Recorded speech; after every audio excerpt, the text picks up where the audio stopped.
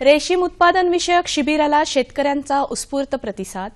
आधुनिक तंत्रज्ञानामुळे एकरी 100 टन ऊस घेणं शक्य. फडणवीस सरकारने केला जलसंकल्प. आणि नाशिक जिल्ह्यातल्या शेतकऱ्यांना वाईन उत्पादकांनी तारले. नमस्कार, आता पाहूया सविस्तर वृत्त. रेशीम उत्पादक शेतकऱ्यांसाठी कोल्हापूरमध्ये नुकतंच मार्गदर्शन आणि प्रशिक्षण शिबिर आयोजित करण्यात आलं होतं. कोल्हापूरसह सांगली आणि सातारा जिल्ह्यातले तब्बल 200 शेतकरी या शिबिरात सहभागी झाले होते. पुण्यातल्या भारती विद्यापीठाचे मानद सचिव डॉक्टर H.M. कदम यांच्या हस्ते याचं उद्घाटन झालं. शिवाजी विद्यापीठाचे प्रभारी कुलगुरू डॉक्टर अशोक भोईटे, भारती विद्यापीठाच्या कॉलेज ऑफ फार्मसीचे प्राचार्य H.N. मोरे आदी मान्यवर यावेळी उपस्थित होते. तुतीच्या पानापासून औषधी गोळ्या तयार करण्यासंदर्भातल्या कायदेशीर बाबी आणि रोजगाराच्या संधी याबाबत रेशीम उत्पादन क्षेत्रातल्या तंत्रज्ञांनी शेतकऱ्यांना मार्गदर्शन केलं. रेशीम शेतीतून शाश्वत आणि खात्रीशीर उत्पादन मिळतं असं शिवाजी विद्यापीठाच्या प्राणीशास्त्र विभागाचे प्राध्यापक डॉक्टर A.D. जाधव यांनी सांगितलं. योग्य नियोजन केलं तर रेशीम शेतीतून चांगल्या दर्जाचं पीक घेता येतं. त्यामुळे ही शेती फायदेशीर ठरत असल्याचं शेतकऱ्यांनी सांगितलं. गारपीट झाली, ऊन वारा पाऊस याचा परिणाम तुतीवर होत नाही, कारण तुती चांगल्या उन्हामध्ये पाणी आणि व्यवस्थापन असेल तर चांगली वाढते. आणि रेशीम कीटक संगोपन जे आहे हे आपण संरक्षित आणि राहत्या घरामध्ये करत असतो. कृषी अभियांत्रिकी दिनानिमित्त कोल्हापूरमधल्या ऊस आणि गुळ संशोधन केंद्रात शेतकरी मेळावा आयोजित करण्यात आला होता. यावेळी राहुरी कृषी विद्यापीठातले ऊस तज्ज्ञ डॉक्टर सुरेश पवार यांनी शेतकऱ्यांना मार्गदर्शन केलं. ऊसाचं सुधारित वाण, योग्य बियाणं आणि खतांचा वापर, पाण्याचं व्यवस्थापन याबरोबरच आधुनिक तंत्रज्ञानाचा वापर केला तर एकरी 100 टनापेक्षा जास्त ऊसाचं उत्पादन घेता येईल असं त्यांनी सांगितलं. बाजारपेठेतली मागणी लक्षात घेऊन तसंच आधुनिक तंत्रज्ञानाचा वापर करून ऊस आणि गुळाचं उत्पादन घेतलं तर शेतकरी आर्थिकदृष्ट्या सक्षम होईल आणि त्याचं जीवनमान उंचावेल असं मत शेतकऱ्यांनी यावेळी व्यक्त केलं. यावेळी शेतकऱ्यांना गुळ निर्मितीचं प्रात्यक्षिक दाखवण्यात आलं. यांत्रिकीकरणाचा वापर करून गुळ चांगल्या प्रकारे कसा करता येईल म्हणून या ठिकाणी प्रयोग केलेले आहेत. या संशोधन केंद्रावर ते आयडियल गुऱ्हाळ कसं असावं या दृष्टीने यांत्रिकीकरणामध्ये बरेच सुधारणा केलेल्या आहेत आणि या सुधारणा पाहून इतर राज्यामध्ये मोठमोठी गुऱ्हाळं सुद्धा तयार केलेली आहेत. राज्य दुष्काळमुक्त करण्याच्या दृष्टीने प्रयत्न आणि तरतुदी करताना जलसंपदा विभागाचे 38 प्रकल्प पूर्ण करण्याचे उद्दिष्ट राज्याचा 2015-16 या आर्थिक वर्षासाठीचा अर्थसंकल्पात ठेवण्यात आले आहे. जलयुक्त शिवार अभियानासाठी 1000 कोटी रुपये, सूक्ष्म सिंचनाचा आग्रह, सिंचनासाठी सुमारे 7,500 कोटी रुपयांची तरतूद, सिमेंट नाला बांधण्यासाठीच्या निधीत दुप्पट वाढ अशा तरतुदी असणाऱ्या या अर्थसंकल्पाने जलसंकल्प केल्याचं दिसून आलं आहे. नाशिक जिल्ह्यातल्या आपदग्रस्त शेतकऱ्यांना वाईन उत्पादकांनी संकटाच्या प्रसंगातून काही प्रमाणात तारले आहे. नाशिक जिल्ह्यात अवकाळी पाऊस आणि गारपिटीनं थैमान घातल्यानं ऐन काढणीच्या टप्प्यात आलेल्या द्राक्षांचे मणी फुटून नुकसान झालं. 1.25 लाख एकरांपैकी 70,000 एकराला याचा थेट फटका बसला आहे. या काळात परप्रांतीय व्यापाऱ्यांनी ठरल्याप्रमाणे व्यवहार पूर्ण केले नाहीत. आतापर्यंत 4,000 टन द्राक्षाचं गाळप करण्यात आलं आहे. मार्च महिन्याच्या अखेरीपर्यंत आणखी 4,000 टन द्राक्षाचं गाळप करण्यात येईल असा विश्वास वाईन उत्पादकांनी व्यक्त केला आहे. नाशिक जिल्ह्यातल्या गारपीटग्रस्त शेतकऱ्यांकडे एकूण 8,000 टन द्राक्ष आहेत, तर जिल्ह्यातली वाईन साठवणुकीची एकूण क्षमता सुमारे 1.25 कोटी लिटर आहे. कोबी वर्गीय पिके जसे कोबी, फुलकोबी, ब्रोकोली पिकांवरील करपा रोगाच्या नियंत्रणासाठी मॅन्कोझेप हे बुरशीनाशक 25 ग्रॅम प्रति 10 लिटर पाण्यात मिसळून फवारावे. तसेच या पिकांवरील माव्याच्या नियंत्रणासाठी ॲसिफेट 2 ग्रॅम प्रति लिटर पाण्यात मिसळून फवारावे.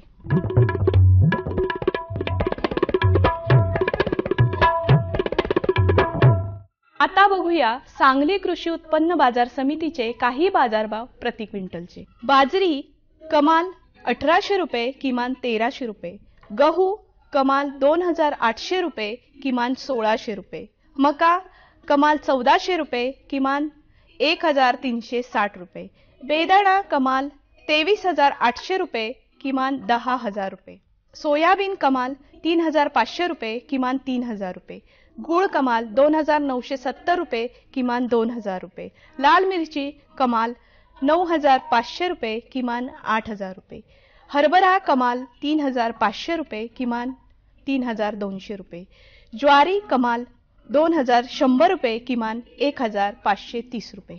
कृषी बाजारभाव विषयक अधिक माहितीसाठी www.agmarknet.nic.in किंवा www.msamb.com ह्या संकेतस्थळाला भेट द्या.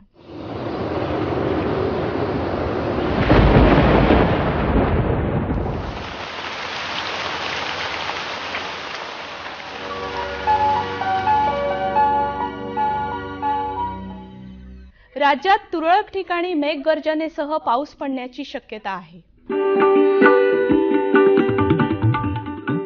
राज्यातील काही प्रमुख शहरांचे तापमान अंश सेल्सिअसमध्ये पुढील प्रमाणे: मुंबई कमाल 37 अंश सेल्सिअस किमान 24 अंश सेल्सिअस, पुणे कमाल 34 अंश सेल्सिअस किमान 23 अंश सेल्सिअस, नागपूर कमाल 38 अंश सेल्सिअस किमान 23 अंश सेल्सिअस, नाशिक कमाल 37 अंश सेल्सिअस किमान 23 अंश सेल्सिअस, औरंगाबाद कमाल 38 अंश सेल्सिअस किमान 26 अंश सेल्सिअस, कोल्हापूर कमाल 37 अंश सेल्सिअस किमान 17 अंश सेल्सिअस, सांगली कमाल 38 अंश सेल्सिअस किमान 24 अंश सेल्सिअस, सातारा कमाल 35 अंश सेल्सिअस किमान 23 अंश सेल्सिअस आणि सोलापूर कमाल 38 अंश सेल्सिअस किमान 28 अंश सेल्सिअस राहण्याची शक्यता आहे.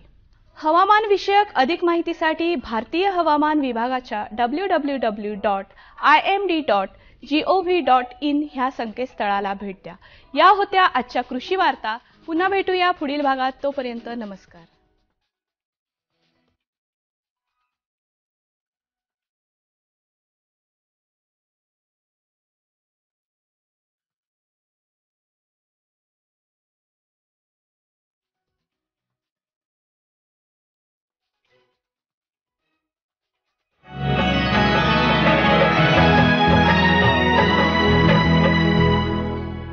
मन की बात शेतकरी राजासाठी.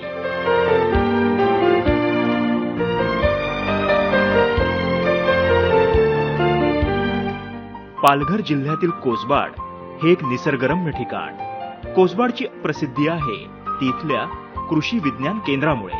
देशातलं दुसरं आणि महाराष्ट्रातलं पहिलं कृषी विज्ञान केंद्र असा लौकिक असलेली ही संस्था म्हणजे इथल्या स्थानिक शेतकरी कष्टकरी वर्गासाठी एक वरदानच म्हणावी लागेल.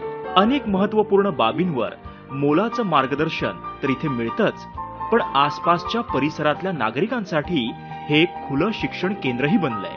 आणि याची प्रचिती आली माननीय पंतप्रधान नरेंद्र मोदी यांच्या मन की बात या रेडिओवरील कार्यक्रमाच्या सामूहिक श्रवण उपक्रमाद्वारे. रेडिओ किंवा आकाशवाणी म्हणजे लोकशिक्षणाचं एक अत्यंत प्रभावी माध्यम.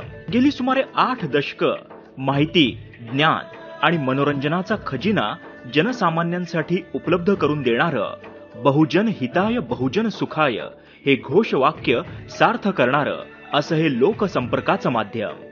सहजगत्या कुठेही नेता येण्याजोगं, अत्यंत कमी खर्चिक आणि सर्वात महत्वाचं म्हणजे आपलं काम करता करताही श्रवणानंद घेता येतो, ही या माध्यमाची खासियत.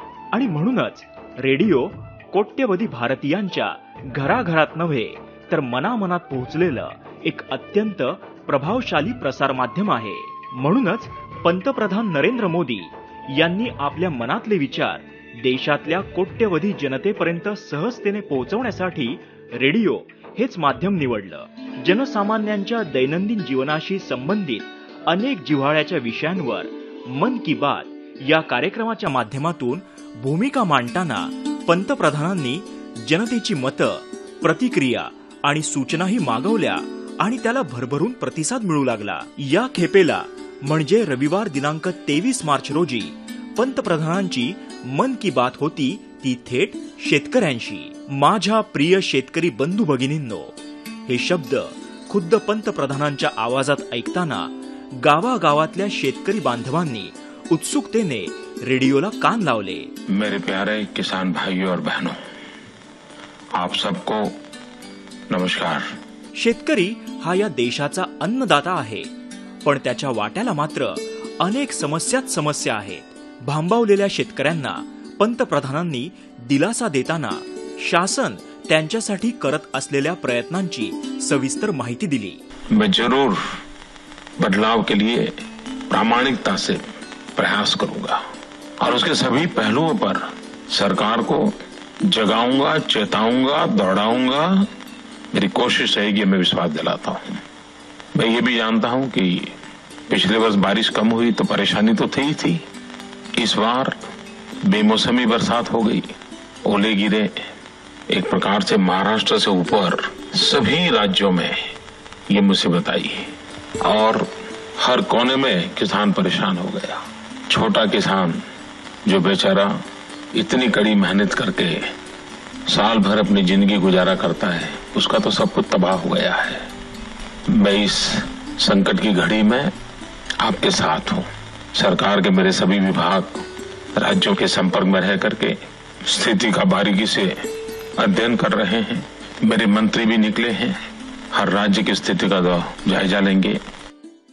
मंडळी नमस्कार. शेतकरी बांधव आपला पोशिंदा यासाठी खास आज पंतप्रधानांनी शेतकऱ्यांशी संवाद साधण्याचा प्रयत्न केलेला आहे, ते देखील आकाशवाणीवर. आणि हे आकाशवाणीवरून जे संवाद केलेला आहे ते ऐकण्यासाठी या ठिकाणी कोसबाड हिल या कृषी विज्ञान केंद्रामध्ये बरेचसे शेतकरी एकत्र जमले आणि त्या शेतकऱ्यांनी या ठिकाणचं एक संवाद ऐकलेला आहे आणि त्या संवादासंदर्भात ज्या शेतकऱ्यांना पडलेले प्रश्न आपण विचारून घेऊयात. सर, आज मोदींचं तुम्ही भाषण ऐकलं, मोदी साहेबांचं, तर त्या संदर्भात तुमचं काय मत आहे? मोदीजींनी जे सांगितलं सॉइल हेल्थ कार्डबद्दल, फारच सुंदर उपक्रम हा चालू केलेला आहे शेतकऱ्यांसाठी आणि याचं फार चांगल्या रीतीने शेतकऱ्यांना उपयोग होईल. कारण जे शेतकरी खतं वगैरे टाकतायत त्याचा दुरुपयोग होणार नाही आणि त्याच्याने जमीन हे वाचेल. आणि हा उपक्रम प्रामाणिकपणे जर कृषी विज्ञान केंद्रातर्फेच जर राबवला तर फारच सुंदर उपक्रम होईल. मोदी साहेबांनी जे काही ह्याच्यावरून संभाषण केलं किंवा भाषण केलं, आदिवासी जिल्हा हा पालघर आहे, या एरियामध्ये जे काही उपक्रम राबवले जात आहेत सरांनी सांगितल्याप्रमाणे इथं त्याची अंमलबजावणी होताना दिसत नाही असं शेतकऱ्यांचं म्हणणं आहे. त्याच्यामध्ये बऱ्याचशा रेल्वेमध्ये ज्या जागा गेलेल्या आहेत ह्या जागांमध्ये जो काही 4 गुणा बेनिफिट शेतकऱ्याला मिळणार आहे तो मिळालेला नाही आहे असं शेतकऱ्यांच्या इकडच्या ज्यांच्या जागा गेलेल्या आहेत त्यांचं म्हणणं आहे. त्याचप्रमाणे जे मोठे मोठे प्रोजेक्ट होणार आहेत हे आदिवासी पट्ट्यामधून होणार आहेत. ह्याच्यामध्ये सुद्धा शेकडो एकर जमिनी आदिवासींच्या जाणार आहेत. मग अशा ठिकाणी बऱ्याचशा आदिवासी लोकांचा विरोध आहे. तर ह्याच्यावरती जर समाधानी असं मोदी सरकारकडून किंवा मोदी साहेबांकडून आम्हाला उत्तर मिळालं आणि आदिवासीचा विकास होण्यासाठी जर ते कारणीभूत झालं तर आदिवासी समाज ह्याचा जो विकास व्हायला पाहिजे, ज्या पद्धतीने विकास झाला पाहिजे त्या पद्धतीने विकास झालेला नाही, तो विकास होईल असं या आदिवासी पट्ट्यातल्या सर्व आदिवासींचं म्हणणं आहे. मंडळींनो, पाहिलं की आज शेतकऱ्यांनी आपापल्या प्रतिक्रिया या ठिकाणी सांगितल्या. त्याचप्रमाणे ह्या मोदी साहेबांचं भाषण ऐकण्यासाठी आकाशवाणीवरून या ठिकाणी बऱ्याचशा महिला शेतकरी देखील या ठिकाणी आलेल्या आहेत. महिला शेतकऱ्यांचं ह्या ठिकाणी काय प्रतिक्रिया आहेत ते आपण जाणून घेऊयात. मॅडम, तुम्हाला काय वाटतं, मोदी साहेबांचं भाषण ऐकल्यानंतर तुमची काय प्रतिक्रिया आहे? मोदी साहेबांनी बऱ्याच काही योजना दिलेल्या आहेत आणि त्या स्त्रियांच्या बाबतीत पण बऱ्याच योजना आहेत, पण त्या अजून ग्रामीण भागापर्यंत पोहोचलेल्या नाहीत. कदाचित त्यांची जाणीव पण स्त्रियांना झाली नसेल, म्हणजे काय आहे ती योजना ती त्यांची माहिती नसते. त्यामुळे शिक्षणाच्या बाबतीत पण मागे पडलेल्या आहेत स्त्रिया. तर ते शिक्षण आणि त्यांच्या रोजगारासाठी ज्या काही योजना आहेत त्यांची माहिती पूर्णपणे त्यांना मिळावी अशी अपेक्षा. या ठिकाणी काही विद्यार्थिनी देखील आहेत ज्या कृषी विज्ञान केंद्रामध्ये शिकतात.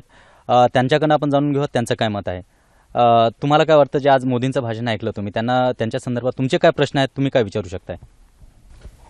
जसं थोडक्यात की मोदी सरांनी सांगितलं की वेगवेगळ्या योजना आहेत त्या आमच्यापर्यंत पोहोचत नाही शेतकऱ्यांपर्यंत, आणि तसं की शेतकऱ्यांना त्यांचा बाजारपेठेमध्ये भाव पण योग्य तो भेटत नाही, आणि जरी कुठल्या योजना असतील तर त्या शेतकरी महिलांनाच आहेत की पुरुषांनाच आहेत. असं तुमचं काय मत आहे? आता तुम्ही मोदी साहेबांचं भाषण ऐकलं, तुम्ही काय म्हणताय? मला असं विचारायचं की मोदी साहेबांनी जी आता विमा योजना शेतकऱ्यांसाठी उपलब्ध केली आहे ती मजुरांसाठी उपलब्ध होईल का, आणि सॉईल हेल्थ कार्ड हे प्रत्येक शाळेतून म्हणजे कॉलेजेसमधून शेतकऱ्यांना उपलब्ध होतील का, तर ते शेतकऱ्यांना बरं पडेल.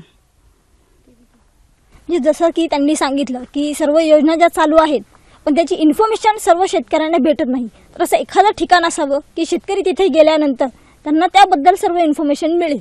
ज्या योजना आहेत त्यांची माहिती केव्हीकेच्या माध्यमातून सर्वांना मिळाली तर चांगलं होईल. मंडळींनो, शेतकऱ्यांना मोदी साहेबांकडून खूप अपेक्षा आहेत. त्यांचं आज ऐकलेलं भाषण आणि त्यांच्या प्रतिक्रिया हे जाणून घेतलेलं आहे. या ठिकाणी एक कोसबाड कृषी विज्ञान केंद्र आहे. हे महाराष्ट्रातील पहिलं आणि भारतातील दुसरं कृषी विज्ञान केंद्र आहे. या ठिकाणच्या कार्यक्रम समन्वयक यांनी हे कार्यक्रम आयोजित केला होता. आज आपण त्यांच्याही प्रतिक्रिया जाणून घेऊयात. आज आमच्या कोसबाड येथील शेतकऱ्यांना आदरणीय पंतप्रधान मोदी साहेबांनी जे मन की बात या कार्यक्रमामधून शेतकऱ्यांना जे मार्गदर्शन केलेलं आहे ते खरोखर मनातल्या मनापासून आणि अतिशय अंतःकरणापासून त्यांनी शेतकऱ्यांना संबोधित केलेलं आहे. भूमी अधिग्रहण आणि सॉईल हेल्थ कार्ड हे दोन्ही भूमी अधिग्रहणाबद्दलच्या ज्या शंका आहेत त्या शंका त्यांच्या निरसन झालेल्या आहेत. त्याचप्रमाणे सॉईल हेल्थ कार्ड हे अत्यंत महत्त्वाचं आहे. बऱ्याच शेतकऱ्यांनी सांगितलं, कारण शेतीची सुपीकता ही दिवसेंदिवस नाहीशी होत चाललेली आहे आणि वेगवेगळ्या प्रकारचे फर्टिलायझर्स लोक भरमसाठपणे वापर करत आहे. आणि सॉईल हेल्थ कार्ड हे जमिनीचं आरोग्य तपासणी जर खऱ्या अर्थाने जर झालं तर ही आपली जमीन भूमाता वाचली जाईल. आणि शेतकऱ्यांना ह्या सॉईल हेल्थ कार्ड कृषी विज्ञान केंद्राच्या माध्यमातून जर प्रसारण जर दिलं गेलं तर खऱ्या अर्थाने चांगल्या पद्धतीचं हे काम होऊ शकेल असं मला वाटतंय.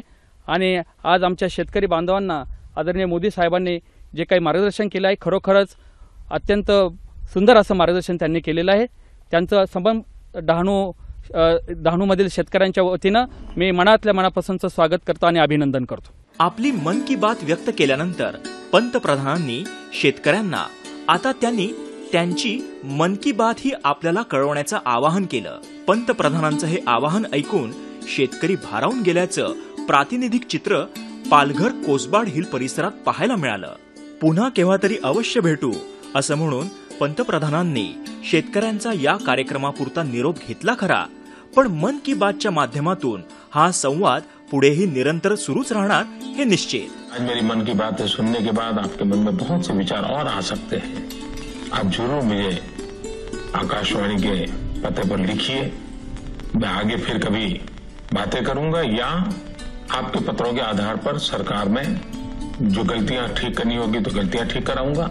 काम में तेजी लाने की जरूरत हो तो तेजी लाऊंगा और किसी का अन्याय हो रहा है तो न्याय दिलाने के लिए पूरा प्रयास करूंगा. आज मन की बात या कार्यक्रमामध्ये आपले पंतप्रधान नरेंद्र मोदी साहेब यांनी जे काही भाषण केलं, शेतकऱ्याबद्दल जे काही मार्गदर्शन शेतकऱ्यांना केलं, तर त्याबद्दल मला एक आपल्याला विचारायचं आहे की साहेबांनी सांगितलं की प्रथम सरकारी जमीन ताब्यात घेतली जाईल, त्यानंतर बंजारा भूमी घेतली जाईल आणि त्यानंतर फार्मलँड हे घेतली जाईल. तर ह्याच्याबद्दल आपलं काय मत आहे? आपल्या देशात 67% शेतकरी समाज आहे आणि शेतकरी हा एकच घटक असा आहे की कोणत्याही कारणासाठी जर जागा लागली तर तो समाजासाठी देण्यासाठी तो उद्धृत असतो, स्वतःहून तयार होतो. तर आमचं सरकारला असं म्हणणं आहे की त्यांनी सरकारी जागा आहे ती आधी भूमी अधिग्रहण करावं, त्याच्यानंतर त्यांनी बंजारा लँड आहे ती आजूबाजूला ती घ्यावी आणि शेतकऱ्यांची जमीन जर आम्हाला आजूबाजूच्या परिसरासाठी किंवा समाजासाठी उपयोगी असेल तर हा शेतकरी समाज कधीही देण्यासाठी मागे पुढे होणार नाही आणि त्याच्यातून जो शेतकऱ्याचा देखील विकास होईल, समाजाचा विकास होईल आणि आपल्या देशाचा कालांतराने विकास होणार आहे, यात तिळमात्र शंका नाही. सॉईल हेल्थ कार्ड म्हणजे जमिनीचं आरोग्य हे फारच महत्त्वाचं आहे आणि ही आज काळाची गरज झालेली आहे.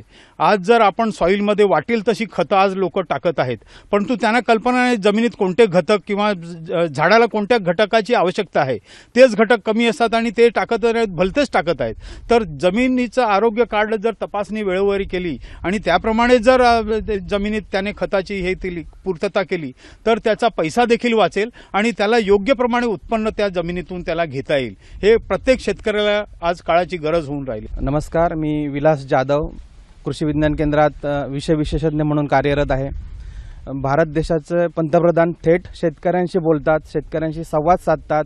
हे अतिशय चांगलं काम, अतिशय हा सुस्तुत्य उपक्रम माननीय पंतप्रधान साहेबांनी चालू केला.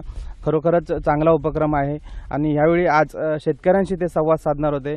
रेडिओसारखा एक माध्यम वापरणं अतिशय दुर्मिळ झालेलं आहे आतापर्यंत, म्हणून ह्या कार्यक्रमासाठी खास रेडिओचा वापर त्यांनी अतिशय खुबीने केला आणि चांगल्या पद्धतीने शेतकऱ्यांना त्याबद्दल मार्गदर्शन केलं. त्यांच्या जे काय मनात होतं ते शेतकऱ्यांपर्यंत पोहोचवण्यासाठी अतिशय चांगलं माध्यम म्हणून रेडिओचा त्यांनी वापर केला आणि खरोखरच चांगल्या पद्धतीने शेतकऱ्यांना मार्गदर्शन केलं. कृषी विज्ञान केंद्र शेतकऱ्यांना जे आधुनिक शेतीचं तंत्रज्ञान आहे ते शेतकऱ्यांपर्यंत पोहोचवण्याचं काम ह्या विविध विस्तार शिक्षणाच्या माध्यमातून आम्ही करत असतो आणि त्याचं आज आम्ही इथल्या शेतकऱ्यांना एक दाखवून दिलं की रेडिओच्या माध्यमातून सुद्धा शेतीविषयक ज्या काही शासनाच्या योजना असतील, शासकीय धोरणं असतील ते शेतकऱ्यांपर्यंत पोहोचवण्याचं काम आम्ही आज या ठिकाणी केलं. आणि त्यामध्ये संपूर्ण मन की बात हा जो कार्यक्रम अतिशय चांगल्या पद्धतीने शेतकऱ्यांनी ऐकून घेतला. जवळजवळ चांगला प्रतिसाद या शेतकऱ्यांना मिळाला आणि विशेषतः सॉईल हेल्थ कार्ड, भूमी अधिग्रहण कायदा याविषयी त्यांनी चांगलं मार्गदर्शन केलं. आणखी या आदिवासी भागातल्या शेतकऱ्यांना त्यांच्याविषयी महिला सबलीकरण आहे किंवा आदिवासी शेतकऱ्यांचं शिक्षण आहे याविषयी खरोखर अतिशय चांगल्या पद्धतीने अधिक मार्गदर्शन झालं असतं तर अधिक चांगला शेतकऱ्यांना निश्चितपणे त्याचा फायदा झाला असता. आणखी जे काही शासनाच्या योजना आहेत, जे काही शासनाची धोरणं आहेत ती शेतकऱ्यांपर्यंत अधिक तंत्रज्ञानाच्या माध्यमातून कृषी विज्ञान केंद्र निश्चितपणे पोहोचवेल अशी मी खात्री किंवा ग्वाही देतो. माझं नाव आहे मुकेश रूपजी ढाक, तालुका डहाणू, जिल्हा ठाणे, जिल्हा पालघर, कोसबाड हिल. मी शेतकरी कुटुंबातला आहे आणि जो आता मोदी सरांनी जे काय भाषण केलं अर्धा तासाचं त्याच्यामध्ये भूमी अधिग्रहण कायदा हा आदिवासी पट्ट्यामध्ये लागू होणार आहे. त्याच्याविषयी म्हणजे सांगायचं असं आहे की आमची आदिवासी लोकांची जी जमीन आहे, भूमी आता अर्धा एकर किंवा 1 एकर असेल, ती जर सरकार घेणार असेल तर ते पहिलं आदिवासींच्या समस्येचं निराकरण करून समस्या सोडवून नंतरच घेण्यात याव्या. हे आजचे हे मोदी साहेबांचं ह्या कारकिर्दीमध्ये फर्स्ट टाईम असं पंतप्रधानांनी शेतकऱ्यांशी संवाद साधलेला आहे मन की बातमध्ये. तर मला एवढंच सांगायचं आहे की ह्या ठाणे जिल्हा किंवा पालघर जिल्हा ह्याच्यामध्ये आजपर्यंत आदिवासींच्या महिलांच्या डोक्यावरनं धूळ काही कमी होत नाही आहे. इथूनच जवळपास 30 किलोमीटरवरती सूर्या डॅम म्हणून आहे. शहापूरमध्ये एक तानसा डॅम आहे, त्याचं सगळं मुंबई किंवा वसई विरारमध्ये पाणी जात असेल आणि ह्या आदिवासी समाजाला पाणी भेटत नसेल तर ही फार दुर्दैवाची गोष्ट आहे. तर आमचा आदिवासी समाजाचं एकच म्हणणं आहे की आदिवासी समाजापर्यंत ह्या वस्तीपर्यंत कसं पाणी येईल ह्याचा जरा विचार करावा. कारण आजपर्यंत 1947ला भारत स्वतंत्र झाल्यापासून आजपर्यंत आदिवासी महिलांच्या प्रश्न सुटलेला नाही आहे किंवा डोक्यावरची पाण्याची घागर सुटलेली नाही. तर समाजाला जवळ कसं पाणी भेटेल. माझं नाव रमेश एकनाथ गंगाळे, मी कृषी विज्ञान केंद्र कोसबाड हिलचा विद्यार्थी आहे. आज जे आपले भारताचे पंतप्रधान नरेंद्र मोदी साहेबांनी जो कार्यक्रम, जो मन की बात हा कार्यक्रम आम्हाला रेडिओपासून आम्हाला जो ऐकायला मिळाला, खूप चांगलं उत्कृष्ट असं हे उपक्रम आहे. पण आमचं असं म्हणणं आहे की जे सरांनी आता सांगितलं की सॉईल हेल्थ कार्ड जे आहे, सॉईल हेल्थ कार्ड म्हणजे जमिनीचं आरोग्याविषयी जे आहे काळजी घ्यायची आहे, ती काळजी जर माझ्या मते, मी एक विद्यार्थी म्हणून मी तुम्हाला सांगू इच्छितो की ही जर काळजी ही कृषी विज्ञान केंद्र, जे भारतामध्ये कृषी विज्ञान केंद्र आहे त्या केंद्रांच्या मार्फत जर आपण जर राबवण्यात आली तर प्रत्येक शेतकऱ्याला आपल्या जमिनीचं आरोग्य कसं आहे ते आपल्याला कळेल आणि त्याप्रमाणे ह्या जमिनींमध्ये आपल्याला कुठल्या प्रकारची खते टाकायची आणि कुठल्या प्रकारची खते त्या जमिनीमध्ये ऑलरेडी आहेत किंवा त्या जमिनीमध्ये आहेत, तर ती खते जर आपण नाही टाकली, जी खते नाही आपल्या जमिनीमध्ये ती जर टाकली तर कदाचित म्हणजे मला असं वाटतं की हे आपल्याला एक प्रकारचं फर्टिलायझरची बचत होईल आणि त्या शेतकऱ्यांना सॉईल हेल्थ कार्डमुळे आणि कृषी विज्ञान केंद्रामुळे परफेक्ट त्याच्या शेतामध्ये काय गरजेची वस्तू आहे ती जर त्यांनी घेतली तर त्याचाही त्याला फायदा होईल. आणि दुसरी गोष्ट, शेतकऱ्यांना योग्य जो भाव आहे तो योग्य भाव मिळाला पाहिजे, त्याच्या मालाला योग्य मिळालेली किंमत, तर तो शेतकरी जास्त प्रमाणामध्ये आर्थिकदृष्ट्या उपलब्ध वर येईल आणि शेतकरी सुधारावा हीच आमची इच्छा आहे. तर मी नरेंद्रभाई मोदींना असं सांगू इच्छितो की हाच उपक्रम तुम्ही वारंवार असा तुम्ही सादर करावा मन की बातच्या माध्यमातून. मंडळींनो, पाहिलं तर शेतकऱ्यांनी आपल्या समस्या मोदी साहेबांसमोर ठेवल्यात. त्याचप्रमाणे आता सरांनी सांगितलं की शेतकऱ्यांच्या मालाला योग्य तो भाव मिळत नाही किंवा शेतकरी योग्य तो भाव ठरवू शकत नाही. अशा बऱ्याचशा समस्या आहेत जे आज मोदी साहेबांनी ऐकून घेतलेले आहेत. आणि मोदी साहेब हे भारताचे पहिले पंतप्रधान आहेत जे शेतकऱ्यांना आणि तळागाळातील लोकांना त्यांनी आज मार्गदर्शन केलेलं आहे. आणि असेच जर राजकीय लोकांनी सगळ्यांनी जर शेतकऱ्यांना असा सपोर्ट केला आहे, शेतकऱ्यांना जर आपलंसं हे केलं, त्यांच्या समस्या ऐकून घेतल्या, तर नक्कीच शेतकरी हा सुखी होऊ शकतो. याचसारखे कार्यक्रम आम्ही आपल्या दूरदर्शनवरनं प्रसारित करत असतो. तर आपल्या प्रतिक्रिया मात्र आम्हाला नक्की कळवा. आमचा पत्ता आहे निर्माता कृषी दर्शन, दूरदर्शन केंद्र, वरळी, मुंबई 400030.